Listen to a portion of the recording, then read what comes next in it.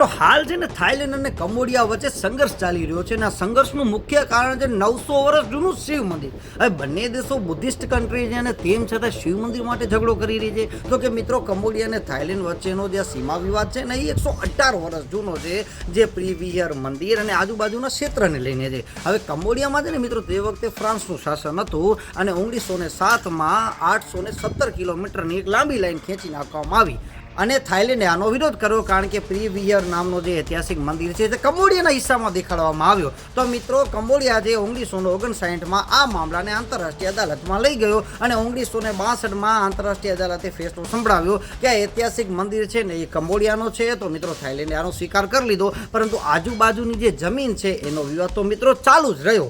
અને આ વિવાદ ત્યારે વધી ગયો જ્યારે 2008માં કંબોડિયાએ આ ઐતિહાસિક મંદિરને યુનેસ્કોની વર્લ્ડ હેરિટેજ સાઇટમાં સામેલ કરવાની કોશિશ કરી અને એને માન્યતા મળી ગઈ. અને મિત્રો, આ વિવાદ ખૂબ જ વધી ગયો અને 2011માં તો એટલી બધી ઝડપ થવા માંડી કે હજારો લોકોએ પોતાના ઘર ખાલી કરી નાખવા પડ્યા. અને વળી પાછો 2011માં આંતરરાષ્ટ્રીય અદાલતે ફેસલો સંભળાવ્યો કે ભાઈ, આજુબાજુના જે સંઘર્ષવાળી ભૂમિ છે એમાંથી બંને દેશો પોતાના સૈનિકોને હટાવી લે. અને 2013માં વળી પાછો આંતરરાષ્ટ્રીય અદાલતે કીધું કે એ મંદિરને આજુબાજુની જમીન છે ને એ કંબોડિયાની જ છે.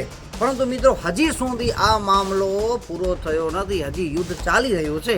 તો મિત્રો, આંતરરાષ્ટ્રીય અદાલતનો મતલબ શું જો આ મામલામાં કોઈ સોલ્યુશન ના આવે? અને તમે સાંભળ્યું હશે એક નવી વસ્તુ F-16 વિમાનનો ઉપયોગ કરવામાં આવે છે. એનો મતલબ F-16 વિમાન તો મિત્રો એ તો અમેરિકાનો છે.